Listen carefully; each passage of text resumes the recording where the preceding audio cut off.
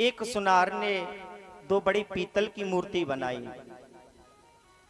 वो पीतल की मूर्ति एक जैसी थी, उनमें वजन भी एक जैसा था, मॉडल भी एक ही था, लेकिन उनके पैसे वो अलग अलग थे।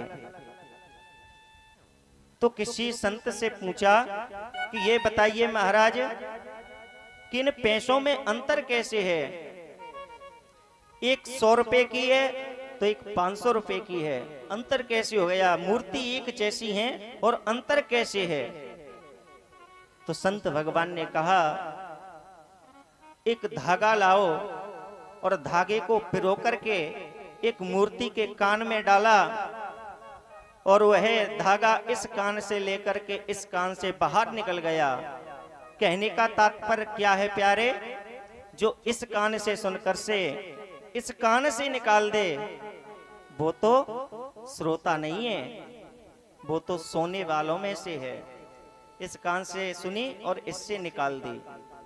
और श्रोता, श्रोता कहते हैं कि पंडित जी तो ठीक है कि पांडाल में थोड़ी गड़बड़ है, ये है सुपारी काटने वाला, उसमें धर्म के काम में कुछ न कुछ समस्या खड़ी करने वाले व्यक्ति बहुत हैं,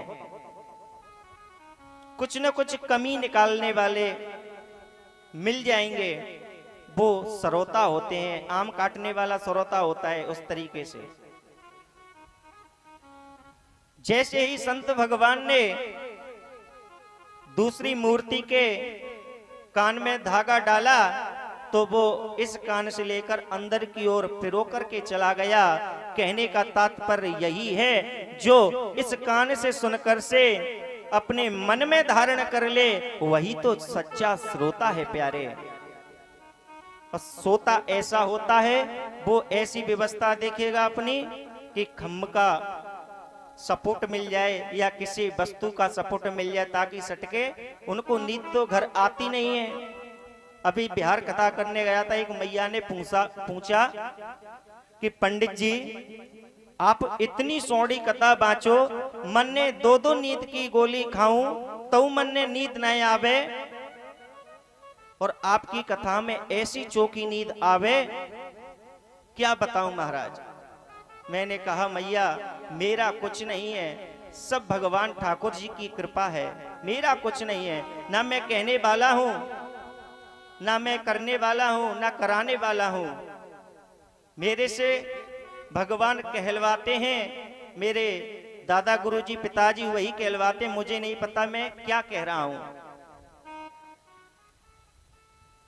तो कहने का तात्पर्य यही है, हमेशा कभी भी कथा सुने हमेशा मन से सुनना चाहिए, मन लगा करके सुनना चाहिए, तभी हमारा कल्याण होगा।